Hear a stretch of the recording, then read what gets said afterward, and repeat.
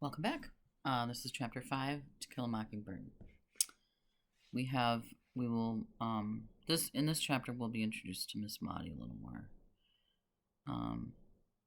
And more about Boo Radley. So, pay attention to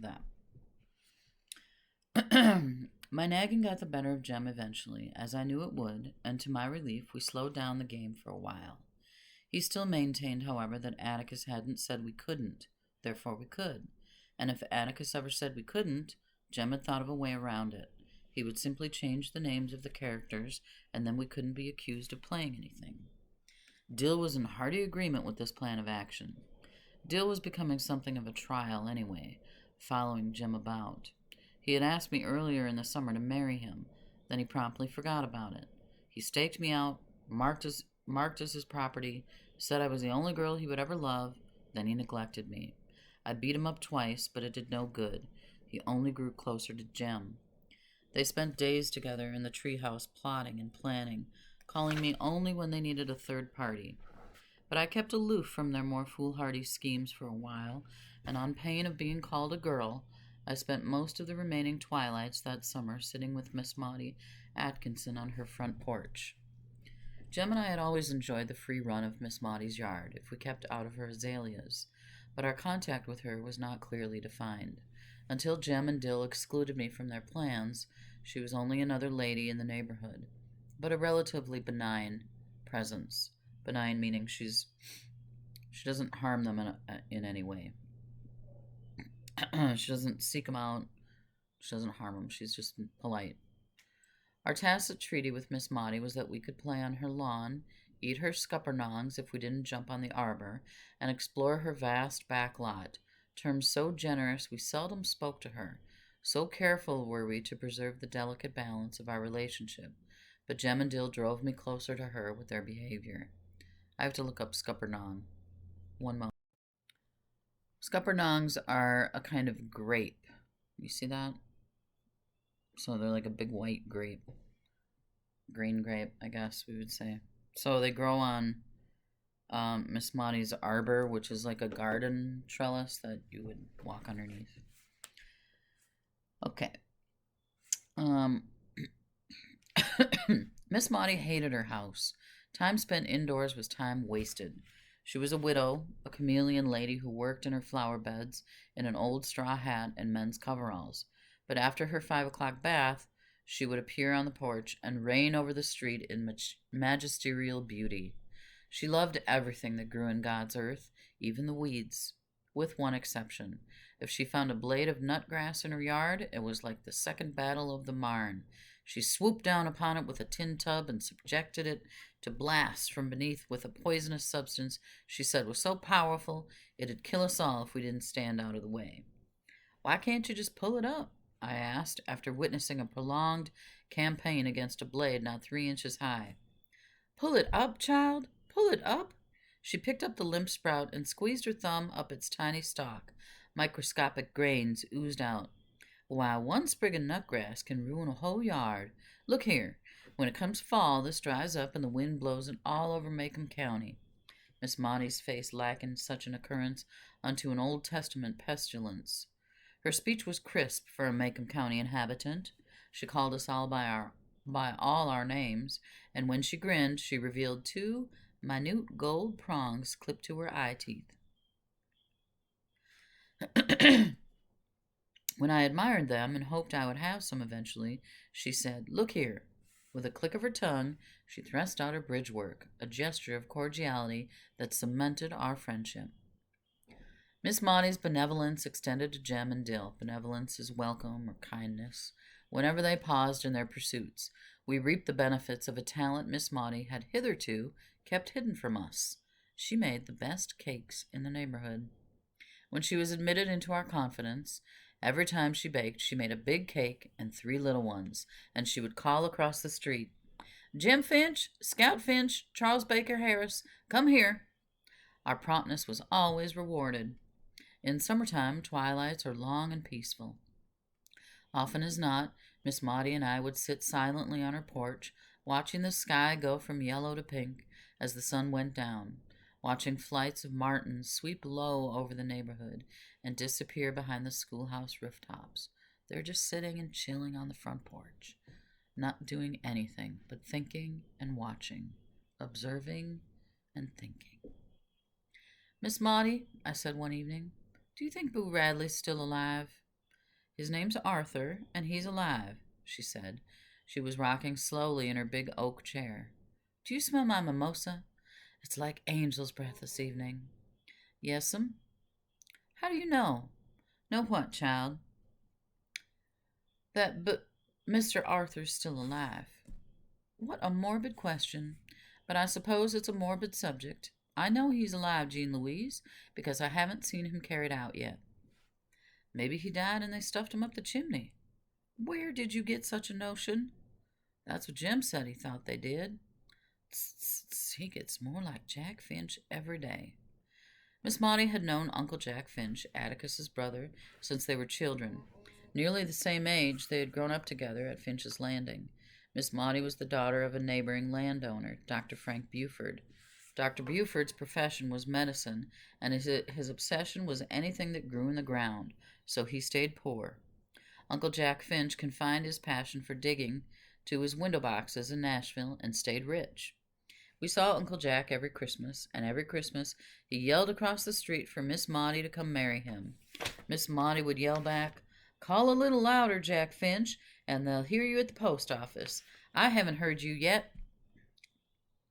Jim and I thought this a strange way to ask for a lady's hand in marriage, but then Uncle Jack was rather strange.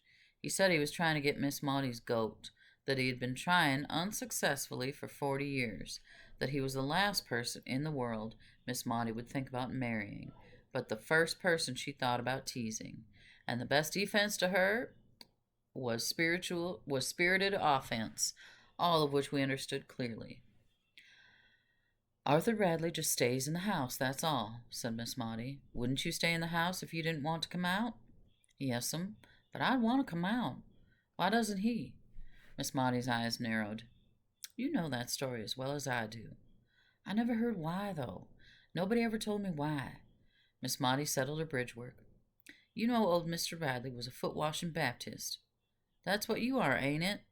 My shell's not that hard, child. I'm just a Baptist. Don't you all believe in foot-washing? We do, at home, in the bathtub. But we can't have communion with you all. Apparently deciding that it was easier to define primitive baptistry than closed communion, Miss Maudie said, Foot-washers believe anything that's pleasure is a sin. Did you know some of them came out of the woods one Saturday and passed by this place and told me and my flowers were going to hell? Your flowers, too? Yes, ma'am.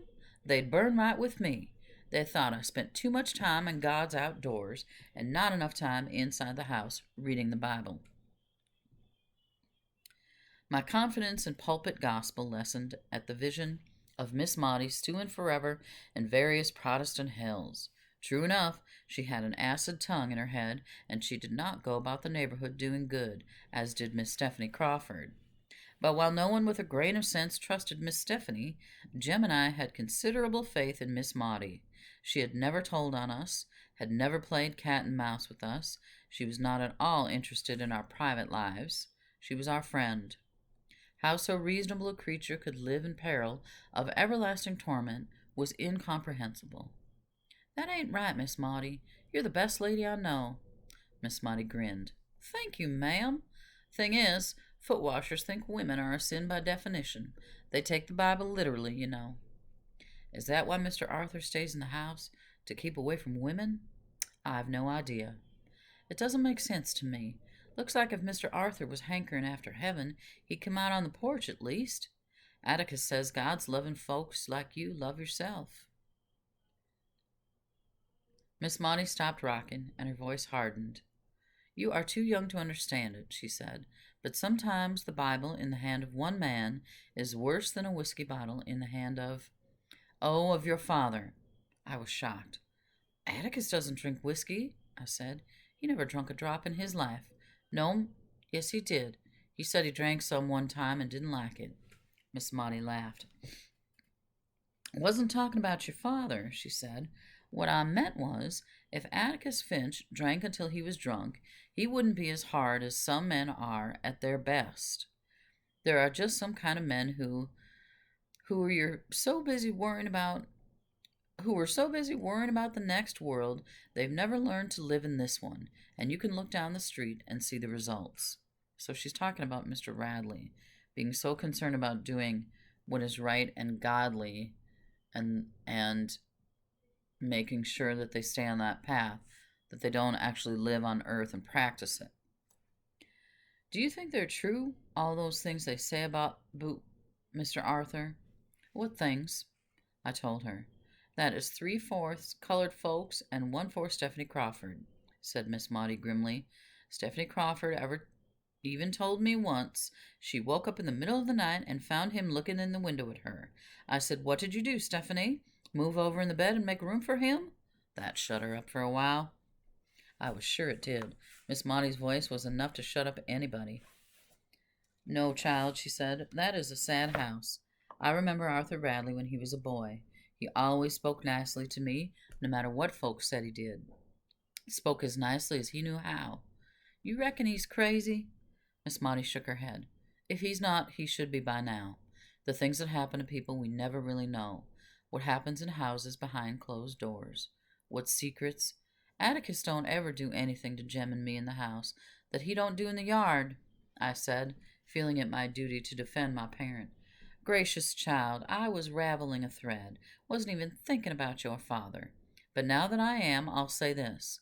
Atticus Finch is the same in his house as he is on the public streets. How'd you like some fresh pound cake to take home?" I liked it very much. So what they're both saying there is that Atticus disciplines his children whether people are watching him or not. So he is doing what he thinks is right. He wouldn't harm them in front of them. He will defend how he raises them to anyone, because it doesn't change when he's behind closed doors. You know, lots of people, families, have things that go on behind closed doors, things that go on at home that they don't talk about with other people. And Atticus isn't like that. He doesn't keep any secrets. He's honest and fair and trustworthy and dependable and all around good guy. Okay. Next morning when I awakened, I found Jem and Dill in the backyard, deep in conversation. When I joined them, as usual, they said, "Go away." "Will not? This yard's as much mine as it is yours, Jem Finch. I got just as much right to play in it as you have." Dill and Jem emerged from a brief huddle. "If you stay, you've got to do what we tell you," Dill warned. "Well," I said, "who's so high and mighty all of a sudden?" "If you don't say you'll do what we tell you, we ain't going to tell you anything," Dill continued. "You act like you grew 10 inches in the night." "All right, what is it?" Jem said placidly. "We are going to give a note to Boo Radley." "Just how?" I was trying to fight down the automatic terror rising in me.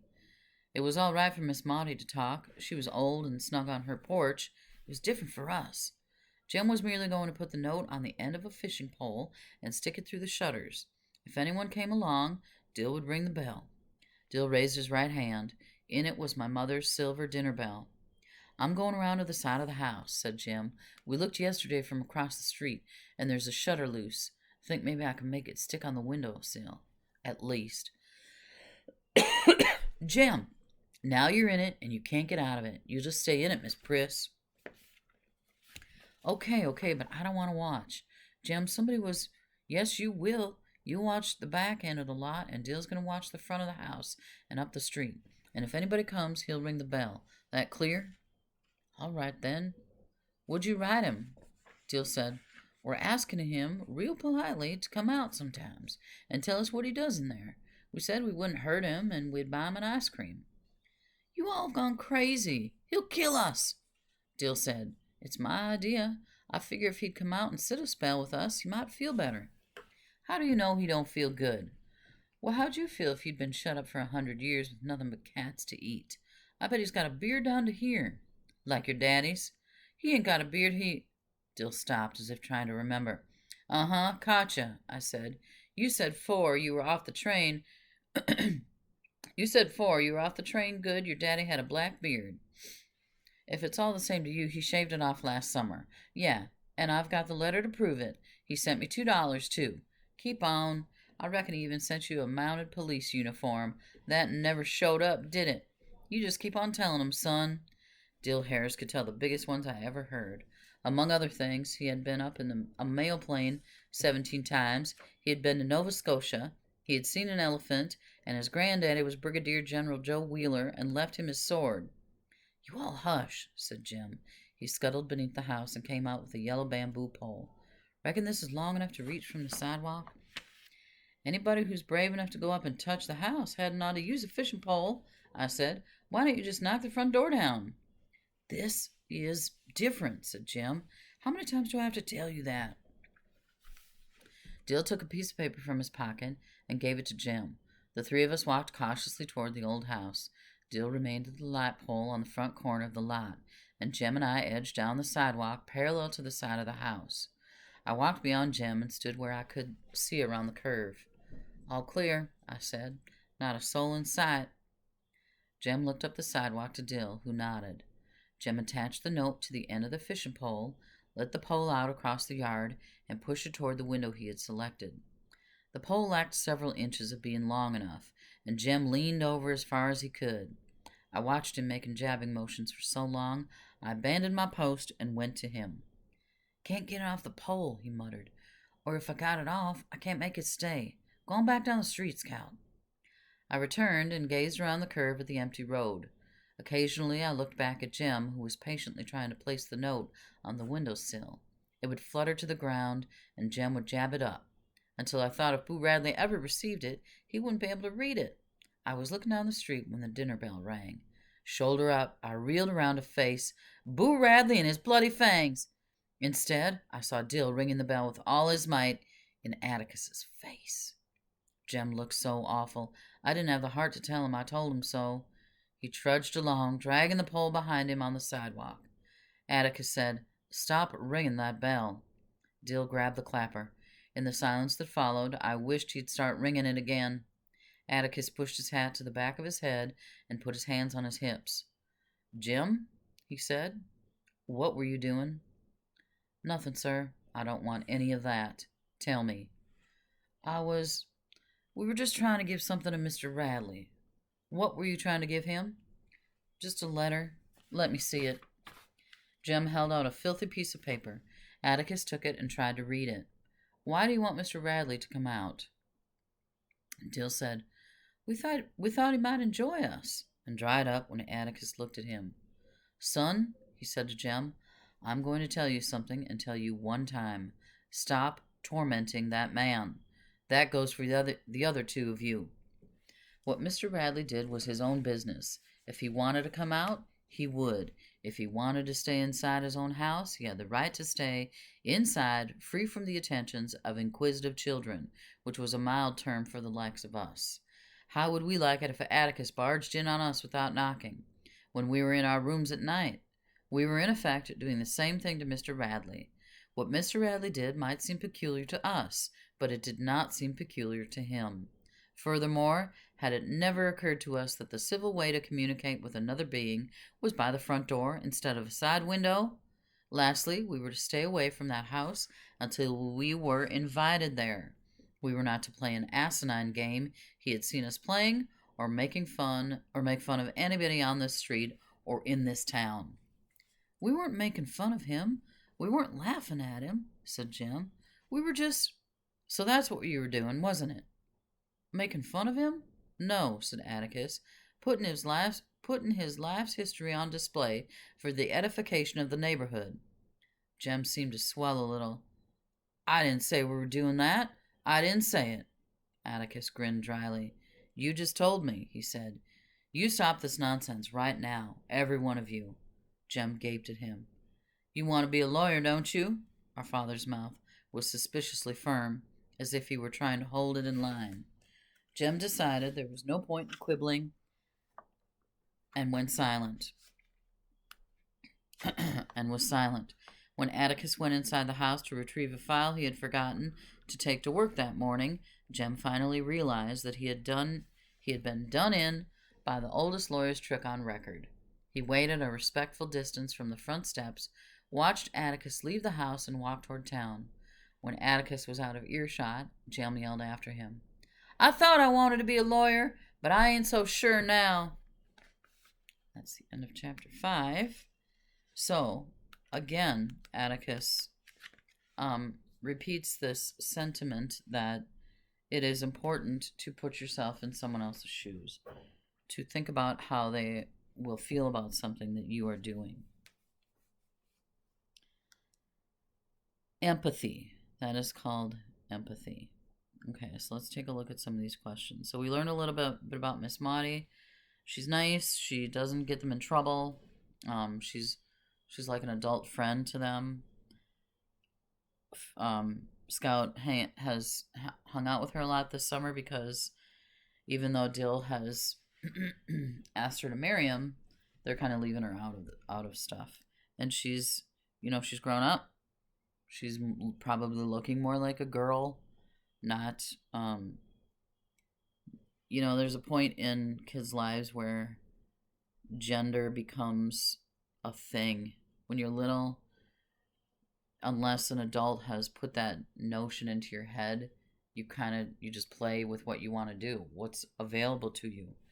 But as you get older and your body develops into what into its gender, things change a little bit. So she's only about 7, so maybe it hasn't happened so much yet, but she kind of knows that what they're doing is Atticus would not like it, and she's trying to stop them doing it. Okay, Miss Maudie reveals information about Atticus.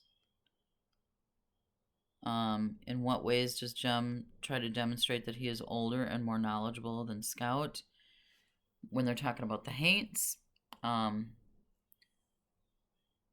when he thinks he knows more than she does, he's figuring out ways to get away with stuff from Atticus. And then we have, how do we see that Jem is still more immature than he believes he is? Kind of when he gets in trouble from Atticus. He gets in trouble. What does Scout learn about Arthur Boo Radley from Miss Maudie? I think she kind of learns that, nobody really knows what he's doing in there. And he was a nice boy. He always was polite to her when he went outside. And then the last question. What does Atticus do when he finds Jem and Dill trying to give Boo Radley a note through the shutters? Why does he act this way? So that's going back to, again, they're being disrespectful to this man's privacy because they don't know his story. Okay. Chapter 6 coming up later.